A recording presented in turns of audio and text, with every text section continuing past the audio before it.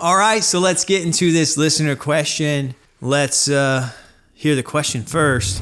Hi Lance and all the listeners on the See-Through podcast.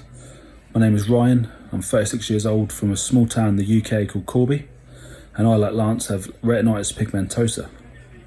And today, Lance, I'd like to ask you a question about how you and myself will deal with night blindness and the effect it has. Obviously, this is something, it's probably the first, most early symptom of retinitis pigmentosa, something that your family would pick up on before you get diagnosed. Obviously, diagnosed myself when I was 12 years old. It's something my family had noticed from like holidays to Ireland, etc. when we were out in the countryside, not being able to see a complete thing, just like my granddad and my mum before me. So it's kind of like, what sort of gadgets and what sort of devices do we use basically to help us see in the night time? Like for myself, I've got a couple of torches that maybe I'll go out with at night time when I'm walking the dog and sort of go on there. They're quite big strobe light type things, very, very bright, and it's good. But going on to another, on the device just on my phone, which is just in my hand right now. Like it was Christmas last year.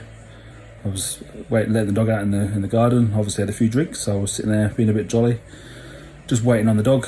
Been like 2 or 3 minutes had gone past, and I was sort of thinking, where is he? Has he come back in the house yet, or is he still outside? And obviously, with the night blindness, I couldn't see if he was out in the garden or anything, and I couldn't hear him, couldn't do nothing. So, whilst my phone was in my hand, I'd lift it up, sort of see maybe if I can film him, get like something on the camera with flash, or he said anything. But before it even had a chance to press any buttons, the camera just automatically went into this night mode. And it was like someone had switched the light on, and it was complete, like almost like daytime. I could see him completely clear, just right in the middle of the garden, doing his business. And it was like mind-blowing that the phone was capable of doing something like this without any prompts or anything like that. It was like very impressive. So are there any gadgets that you are using or anything that you've got your eye on that maybe you could potentially think about using in the future? Anything that maybe your listeners would be interested in hearing about and maybe finding out in the future if they can use them too? Thank you. Yeah, that's probably a classic RP question right there. You know, something that everyone with RP deals with is how do we handle low light? All right, so let's talk about the actual tools I use, you know. And to be honest with you, I'm using the same shit you're using. I'm using my phone. I'm using the camera. I'm using a camera on the phone to see things in the dark. You know, maybe I'll change the exposure. You know, I'm using the camera's flashlight. I'm so fast at that I can go, and then the flashlight's on. I'm really quick at turning that thing on, and I use it all the time. And then I also have an identification cane, which I'll bring out with me at night if I'm walking my dog with my wife. And it helps me kind of fill steps and, you know, pockets of darkness where, you know, sidewalks are completely dark because there's no street lights. Luckily in my neighborhood, there's a lot of street lights around, but certain streets are darker than others.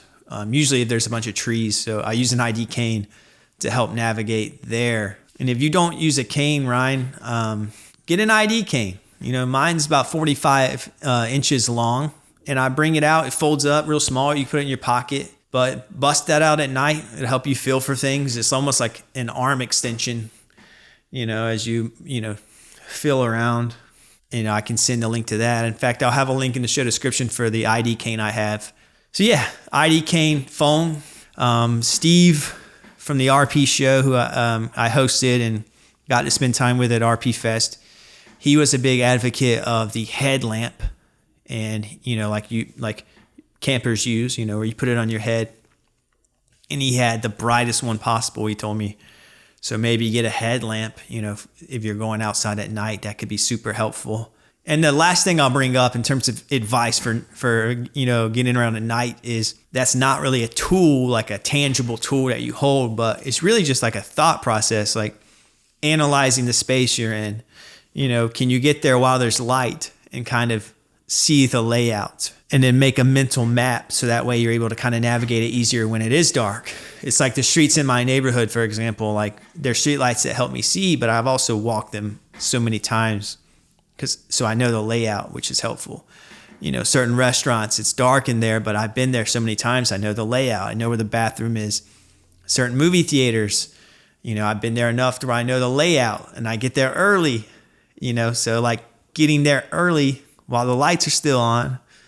That's a trick, you know? I mean, it's not like a practical tool. And then I also get aisle seats, right? So this is a helpful tip. Like I get aisle seats in movie theaters and concerts or entertainment events. I'll get an aisle seat. So if I have to get up, if I absolutely have to get up, which I try my best not to, I can find my seat again when I get back, because I'll be able to look at the aisle seats and kind of know where I am. So it's just kind of like planning ahead, thinking through, getting an aisle seat so you don't have to maneuver through a group of people at events. If you're at a restaurant, try to make a mental map, you know, go to places that you're familiar with.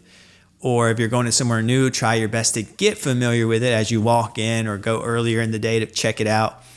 And then in terms of actual tools, you got the ID cane, you got your phone's camera and flashlight, and then you have Steve's headlamp that he was talking about. I think that's the best tools, honestly. And if anyone else out there watching, you know, knows of a tool that's helpful, leave a comment and let Ryan know, you know, because, you know, to be honest, like, I'm not the like best resource for like practical tips because I have so much usable vision, but you know, I can provide some tips, but not all tips. So if you're listening, for sure, leave a comment if I miss something.